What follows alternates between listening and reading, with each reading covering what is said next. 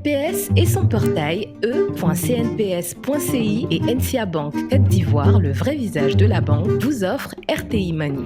C'est l'heure de votre magazine RTI Money qui vous plonge dans les coulisses de la banque, des assurances et des finances.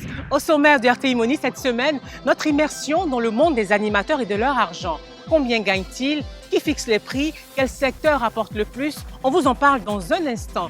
Ensuite, dans notre rubrique Money Time qui décrypte un mot de la finance, nous parlerons du Club de Paris. Ce n'est pas du foot, mais de la finance. Et en fin d'émission, retrouvez-moi avec l'invité cash de la semaine, Philippe Pongo, directeur général du VITIB, le village des technologies de l'information et de la biotechnologie. Un endroit où les investisseurs peuvent gagner beaucoup d'argent. Ils sont au cœur de vos événements, ils font vivre vos mariages, vos anniversaires et rendent souvent vos cérémonies de baptême inoubliables. Eux, ce sont les animateurs d'événements.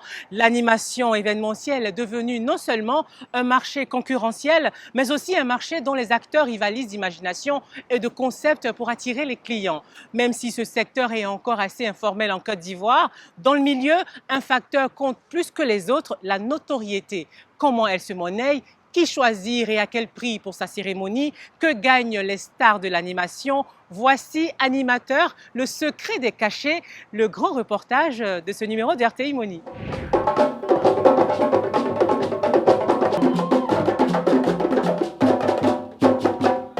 20 compagnies professionnelles de danse traditionnelle, contemporaine et classique se succèdent sur cette scène de la fabrique culturelle des Deux Plateaux.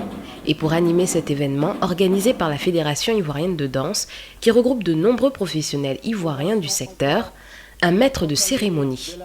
Marc-André Kouakou, un jeune trentenaire qui anime des cérémonies comme celle-ci depuis plus de 10 ans. Ah oui, des purs produits, exécutant une chorégraphie somptueuse. Et j'aimerais dire que la compagnie des Basses, bien entendu, spécialisée aussi dans la danse traditionnelle. Je ne peux que féliciter la fédération pour cela, parce qu'il fallait un baume pour que ces compagnies-là puissent reprendre le travail au niveau de leur création et tout ça. Pour ce spectacle de danse, Marc-André a reçu un cachet de près de 300 000 francs CFA. Il a réussi le défi d'animer près d'un événement par semaine. Mais pour être aussi sollicité, il a dû mettre en œuvre une stratégie offensive. C'est la communication d'abord, parce que le domaine, c'est d'abord du marketing, c'est du business, on va dire. Voilà, c'est du business. Donc il faut savoir vendre le produit, l'exposer, communiquer autour, voilà, bien s'exposer par rapport aux clients. L'animation, un métier de l'informel qui n'est pour ses principaux acteurs qu'une source de revenus complémentaire. Des animateurs, souvent contraints d'effectuer d'autres activités car le métier n'est pas structuré.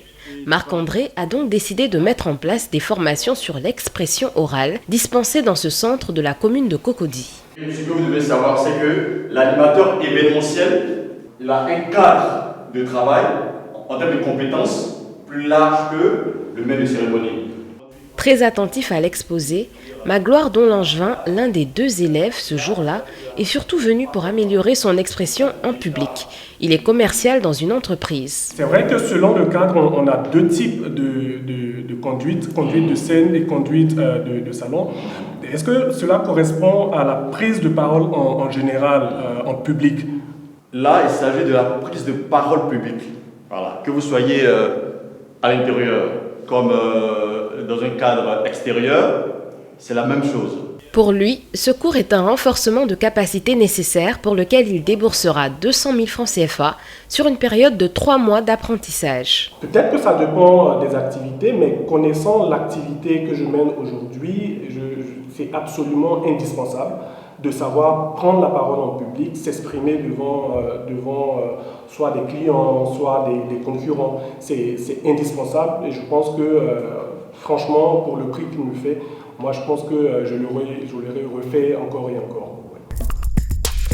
Des compétences dans l'animation et l'événementiel recherchées par d'autres corps de métier. Dans un milieu où un facteur compte plus que les autres pour se démarquer, la notoriété. Voilà, et bien nous sommes de retour dans cette émission et nous avons Patron Sylvanus qui est avec nous. C'est un patron dans le milieu du showbiz et du zougou, plus particulièrement. Tous ceux qui vont participer donc à ce festival des 30 ans du zougou seront présents avec nous. Donc il y aura en plus de VDA en live la possibilité profiter de côtoyer tous ces stars de la musique que vous aimez, tous ces dinosaures du Zougou. Relayer les événements culturels de la semaine, c'est le concept de cette émission diffusée tous les matins sur la chaîne nationale et animée par Thierry Angeval Zaïbé, présentateur télé depuis près de 12 ans. En plus de son activité professionnelle, il n'hésite pas à animer quelques événements pour arrondir ses fins de mois. Pour lui, la popularité fait toute la différence. Quand on est animateur télé, quand on va discuter les prix pour les cachets, ça monte forcément. Ouais, parce qu'on se dit, le mec, il est connu, on le voit, on sait qui il est célèbre et tout. Donc, on est heureux d'avoir un animateur célèbre qui vient présenter notre émission, notre cérémonie, par exemple. Justement, ce matin-là, Angeval doit se rendre chez un couple dont il doit animer le mariage qui aura lieu quelques jours plus tard. Animation de mariage, événements de mode ou même événements institutionnels, Angeval a décidé de se diversifier pour faire face à une concurrence de plus en plus féroce dans le milieu. Il y a beaucoup d'animateurs, il y a beaucoup d'animatrices qui ont du talent, mais magnifique, quoi. Et donc je veux dire, la concurrence est là, certes. Quand on parle de comment on fait pour se démarquer, je peux dire parce que je fais tout. C'est aussi ça le secret. Si on veut être bien dans ce petit business que nous faisons, il faut savoir tout faire, animer tout genre de cérémonie. Donc on est à l'aise partout. On peut être à l'aise de parler de la culture comme on peut être à l'aise dans une cérémonie institutionnelle quelque part dans un grand hôtel de la place ou même dans un mariage, dans un anniversaire, ça dépend. Donc je pense que la valeur ajoutée, c'est bien cette polyvalence-là. Dans la commune d'Adjamé, Angeval arrive chez ses clients après plusieurs minutes de trajet. Monsieur et Madame Koné, un couple de retraités, ont décidé d'organiser leur mariage religieux. Des clients particuliers pour Angeval, car il s'agit en fait de parents éloignés. Je suis là, j'ai l'habitude de noter dans le téléphone, j'ai mon bloc-notes ici, donc on va commencer l'interview. Comme d'habitude, pour préparer ces animations, Angeval prend connaissance de l'organisation de l'événement afin de proposer un conducteur pour la cérémonie. Vient ensuite la fameuse question du cachet. Moi, j'aime bien demander aux parents qu'est-ce qu'ils ont prévu pour leur enfant. Je préfère que ça soit comme ça. Voilà. C'est le fils, mais c'est le métier qui nourrit le fils. Donc en faisant la proposition, il faut trouver le juste milieu, quoi. Merci beaucoup. 250 fils. On va aller pour 250 et puis on va bien faire le travail. Je serai là. À 14h, je suis là vu que j'habite pas loin. Donc je serai là avant. 250 000 francs CFA pour l'animation. En général, pour ce genre de prestations, Angeval empoche le double de ce prix. Mais la relation particulière qui lie l'animateur et ses clients fait que ceux-ci bénéficieront d'une importante ristourne. Là, ce qu'on a négocié, là, c'est parce qu'on est allé dans un contexte familial. Je suis convaincu qu'un tel acteur est important dans un événement comme ça. Oui, j'aurais payé plus. Là, j'ai eu la chance. Voilà. Je n'entends rien, les applaudissements. Quelques jours plus tard, c'est le grand jour. Le couple de mariés fait son entrée sous les acclamations des invités, dans cette grande salle de réception située à la Riviera Palmeraie. Angeval, lui, est déjà en poste, prêt à ambiancer la fête. On a bien commencé.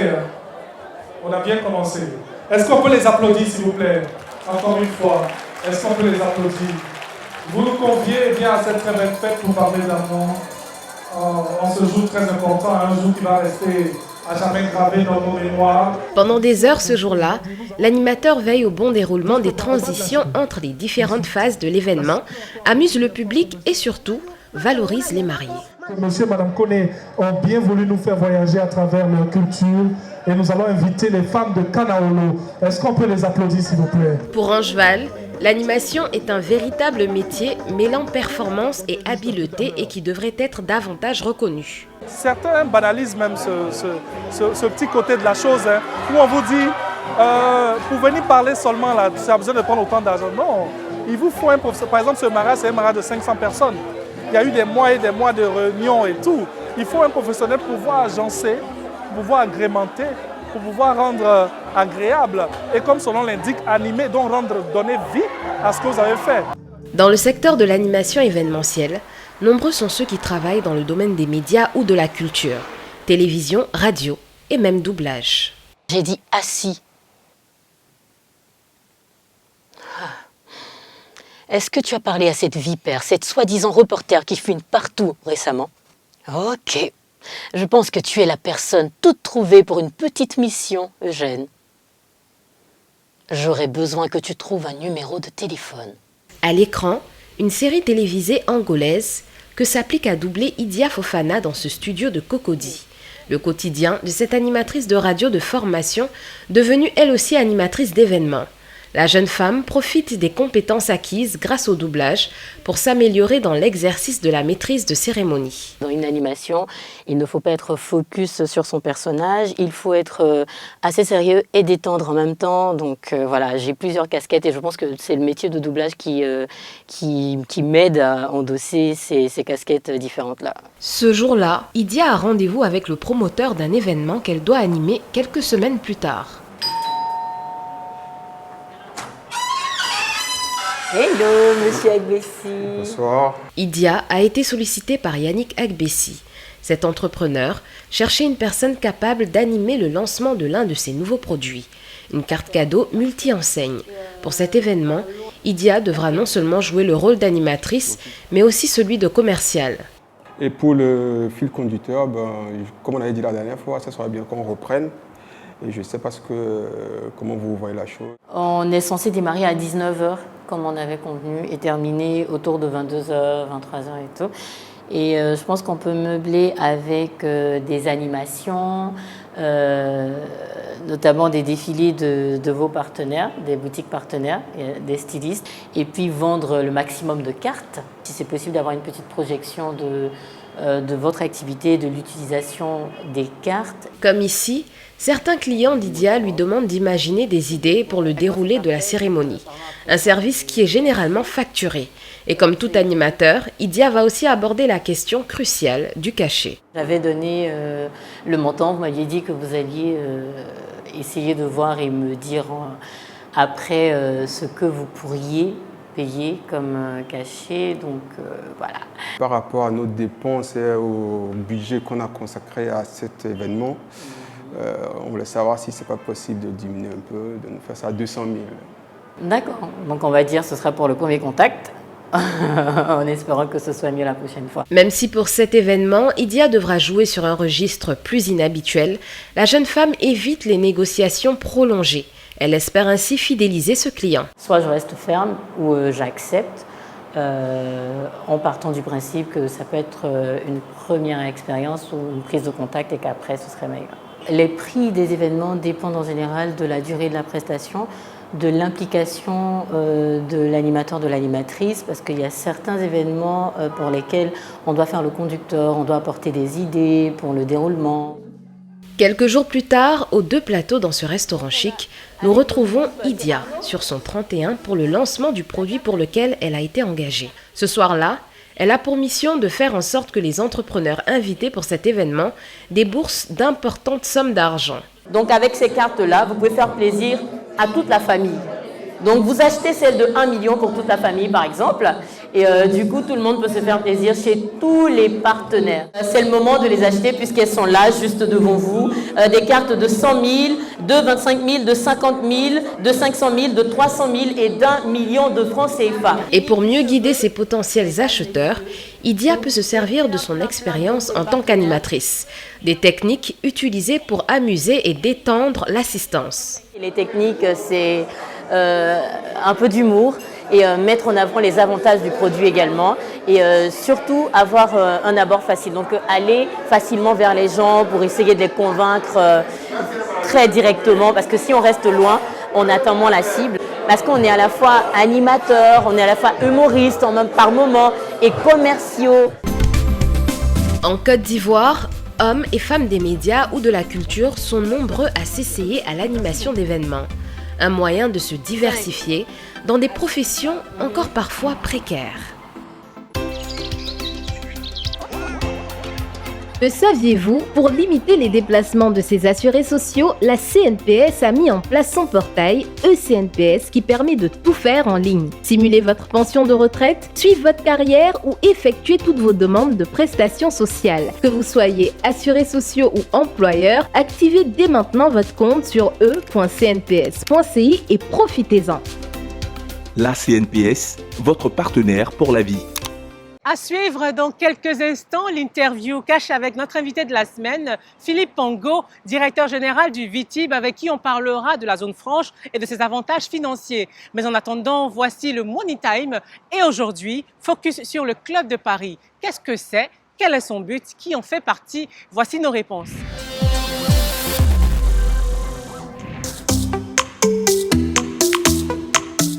C'est une expression qu'on entend en ces temps de crise économique où les États africains notamment doivent faire face à des échéances de remboursement de leurs dettes et certains de ces pays très endettés se tournent vers ce qu'on appelle le Club de Paris.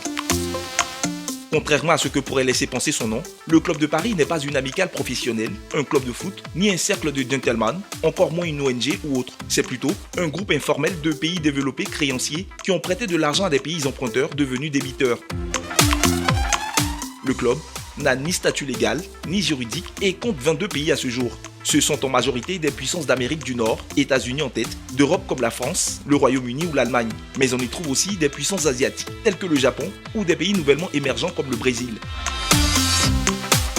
Les pays membres se réunissent mensuellement au sein du Trésor français qui assure la direction et le secrétariat du groupe depuis sa création en 1956. Il traite au cas par cas les défauts de paiement éventuels ou difficultés de remboursement des pays emprunteurs, généralement des pays en voie de développement, et renégocie les conditions de leurs dettes lors de ces sessions de négociation.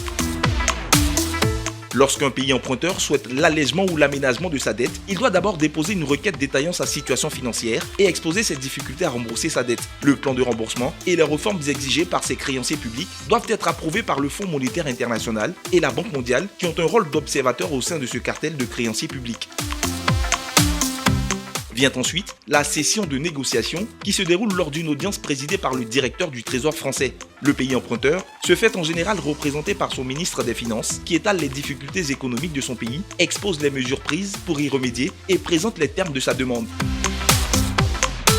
Puis à huis clos, le club peut décider d'un rééchelonnement, d'un moratoire ou même d'un effacement partiel ou total de la dette en fonction de l'urgence et des conditions économiques du pays. Le Club de Paris a ainsi traité 451 cas provenant de 92 pays emprunteurs. En tout, ce sont 587 milliards de dollars de dettes qui ont été traités, soit plus de 300 000 milliards de francs CFA.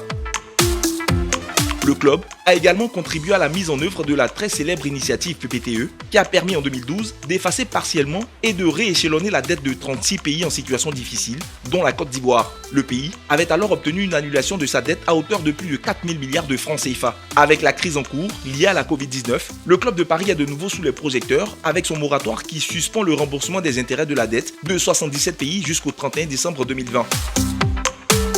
Mais attention, seules les dettes bilatérales entre États et celles d'institutions publiques sont traitées au sein du Club de Paris. La dette privée et commerciale est traitée par un autre fameux club, le Club de Londres.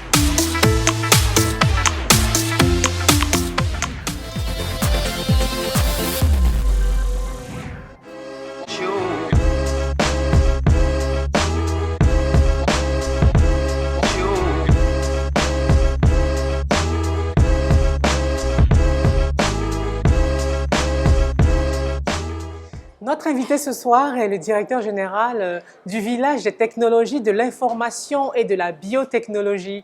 Philippe Pongo, bonsoir. Bonsoir Justine. Avec vous, on va parler un peu de ce village technologique, de cette zone franche. Qu'est-ce que c'est le VITIB au final? C'est exactement comme vous l'avez dit, c'est un peu des deux, c'est du deux en un. C'est à la fois une zone franche parce que les entreprises qui s'y installent bénéficient d'un régime fiscal avantageux, exonération douanière, impôts et tout ça, mais c'est aussi un parc technologique parce que nous ne sommes pas une zone franche industrielle tournée vers les sports comme on en trouve un peu dans plusieurs pays. Nous avons pour vocation de servir vraiment de moteur à deux secteurs, les technologies de l'information et de la communication, donc le numérique, et la biotechnologie. Quel est le régime d'exception qui s'applique là-bas? Ça remonte à une loi qui date de 2004, qui dit ceci: les entreprises qui s'installent ont 0% de frais de douane, elles ne payent pas du tout de frais de douane, c'est-à-dire que vous voulez fabriquer un smartphone, les pièces détachées vont venir de Chine, de Hong Kong. Arriver en zone franche à Grand Bassam, vous créez de la valeur, vous embauchez des gens, vous l'assemblez, et le produit final, il rentre en Côte d'Ivoire pour la première fois, comme il rentrera au Burkina, et ainsi de suite. Donc 0% de douane, 0% d'impôt pendant 5 ans. À partir de la 6e année, ça augmente à 1% du chiffre d'affaires forfaitaire et tout ça. Pas de TVA, vous ne collectez pas de TVA, vous ne payez pas de TVA. Alors ces trois composantes, douane, impôt, TVA, constituent l'essentiel. Bien sûr, il y a d'autres avantages. Hein. Vous ne payez pas l'impôt, la part employeur sur les salaires, par exemple, de vos employés, et ainsi de suite. Quand une entreprise vient vous voir pour s'installer, comment est-ce que vous déterminez qu'elle doit rester ou pas? On regarde un certain nombre de choses. Hein. D'abord, est-ce que l'activité elle est éligible? Okay, on ne reçoit pas tout, je reçois des fabricants de meubles qui veulent s'installer en zone franche. Malheureusement, on est obligé de leur dire non. Est-ce que vous allez créer assez d'emplois? Est-ce que vous allez contribuer de manière significative à l'essor du secteur du numérique ou de la biotech? Que vous soyez une petite boîte ou une grande boîte. Évidemment, rien n'est gratuit sur cette terre. Il y a des frais d'agrément à payer et il y a une redevance aussi à payer à l'entreprise Vitibessa. Qui se lève à combien? La redevance est de l'ordre de 2,5% du chiffre d'affaires. Ça, c'est de manière récurrente. Ça, c'est la redevance qui est due à Vitibessa. Et ce qui concerne l'agrément? Alors, ça dépend. Si vous êtes une petite start-up et vous voulez entrer dans notre espace qu'on appelle l'espace pépinière, vous n'allez payer que 500 000 francs. Si vous êtes une entreprise qui veut bénéficier de beaucoup plus d'avantages, vous allez payer 5 millions de francs CFA pour avoir dans les mains votre agrément. Quels sont les secteurs d'activité qui vous intéressent le plus? Essentiellement, tout ce qui tourne autour du numérique. Tout ce qui tourne autour de la biotechnologie, et ça inclut la pharmacie. On a réservé 30 hectares de terrain pour créer quasiment un hub pharmaceutique. Nous avons déjà 3 usines pharmaceutiques. Ivoiriennes? Pas ivoiriennes, enfin c'est des investisseurs étrangers qui voient une opportunité ici en Côte d'Ivoire. Vous savez, il y a un grand besoin de production locale pharmaceutique, donc ils ont décidé d'investir beaucoup d'argent dans ces 3 usines. 2 ont déjà été inaugurées, la 3e est en construction. Mais aussi, c'est les technologies de l'information et de la communication. Et donc, l'audiovisuel, tout ce qui est communication, l'audiovisuel est aussi éligible dans nos secteurs. C'est-à-dire que moi, j'évolue dans un univers artistique. Ouais. Je suis une start-up qui a un bon avenir. Je ne peux pas m'installer chez vous. Rajoutez à votre art un petit soupçon de technologie, de numérique. Soyez un peu moderne côté TIC. Si vous avez inventé la chemise à lumière LED qui se connecte par le Wi-Fi à votre maison, qui vous donne la température du corps et tout ça, à ce moment, vous avez inventé un gadget qui est véritablement technologique et ça rendra votre projet éligible en zone franche. Avec toutes ces exigences que vous avez, est-ce que vous n'attirez pas finalement que des entreprises étrangères? Non, il y a des entreprises ici en Côte d'Ivoire, véritablement, qui courent après des marchés non seulement ici, mais à l'international, et qui ont vu en le Vitib un tremplin qui leur permet de bénéficier de ces avantages fiscaux et douaniers. Quand on va aujourd'hui s'installer au Vitib, est-ce que c'est seulement pour les exonérations d'impôts et autres? Le volet zone franche n'est qu'un artifice qui sert à atteindre un objectif. L'objectif, c'est le parc technologique. L'objectif, c'est la technologie qui doit devenir un moteur de notre économie avec tout ce qui est innovation et tout ça. Quand on l'aura atteint, je ne pense pas qu'on aura besoin même d'être une zone franche. Pour vous, les nouvelles technologies, c'est le prochain miracle ivoirien? Waouh, ça, je ne sais même pas comment répondre. Le numérique, c'est tout. C'est la réponse à tout ce qui ne marche pas dans notre société. C'est la réponse à l'inorganisation de nos villes, c'est la réponse à la lutte contre la corruption, c'est la réponse à l'emploi des jeunes. Pour moi, le numérique, c'est tout. Mais pour cela, il faut qu'on l'accepte. Il faut qu'on accepte cette nouvelle façon de penser. Nouvelle façon de penser. Moi, je vais plus loin, Je l'appelle la dictature de la technologie. Il faut accepter la dictature de la technologie. Il faut accepter que ce soit un ordinateur qui te dise si tu as droit à une carte d'identité ou pas. Ce n'est pas un homme qui te le dira, c'est la machine qui te le dira. Et ainsi de suite. C'est la dictature de la technologie. Lorsqu'elle entrera dans tous les aspects de notre gestion à tous les niveaux, on aura un des pays les plus structurés puis les plus riches avec la Covid-19. Le monde est en train de vivre une autre révolution. Pour ce qui est de la technologie, le service à distance a changé, est venu remplacer. C'est-à-dire que d'abord, dans les pays développés, ils avaient quitté le modèle stylo-papier depuis très longtemps. Mais aujourd'hui, c'est quasiment un autre modèle, une autre manière de servir une clientèle qui est en train de se redéfinir et qui va rester au-delà de la Covid-19. Aujourd'hui, moi, je travaille peut-être 4 jours sur 5 à partir de chez moi. Et je suis tout aussi efficace. Mais est-ce que c'est rentable tout ça, cette façon de penser? On économise beaucoup. Si je peux maintenir les 2 tiers de mon staff chez lui à la maison, je n'ai pas besoin de louer autant d'espace de mètres carrés. Ça me fait de l'électricité en moins, ça fait de l'eau en moins, ça fait même de l'Internet en moins. Je délocalise une partie de ma bande passante Internet dans les résidences de mes employés. Ils vont être tout aussi efficaces. Selon vous, dans quoi investir aujourd'hui pour amasser beaucoup de gains? Bien sûr, au Vitib. Vous savez qu'en janvier, nous avons lancé un appel d'offres pour sélectionner des promoteur investisseur. Le Vitim, c'est une ville en construction. Il est prévu 2 hôtels, un centre des congrès, une clinique médicale internationale, des promotions immobilières, des zones d'entrepôt pour héberger les entreprises que nous, on attire, des tours à bureaux le long du kilomètre, le long de l'autoroute. Votre émission s'appelle RTI Money. Donc moi, en venant ici, je viens vendre des opportunités d'investissement. Il y a de bons placements à faire. Si quelqu'un est dans l'immobilier, dans l'investissement immobilier de bureaux, entrepôts à louer, hôtels, cliniques médicales et ainsi de suite, promotion immobilière, ça va être une des plus belles villes technologiques, smart city de Côte d'Ivoire. Philippe Angot, merci d'avoir répondu aux questions d'RTI Money. C'est un plaisir, Justine. Et voilà, RTI Money pour ce soir, c'est terminé. Merci de nous avoir suivis. On se dit à la semaine prochaine pour une nouvelle immersion de votre magazine sur la banque, les assurances et les finances. Bonsoir. La CNPS et son portail e.cnps.ci et NCA Bank Côte d'Ivoire, le vrai visage de la banque, vous ont offert RTI Money.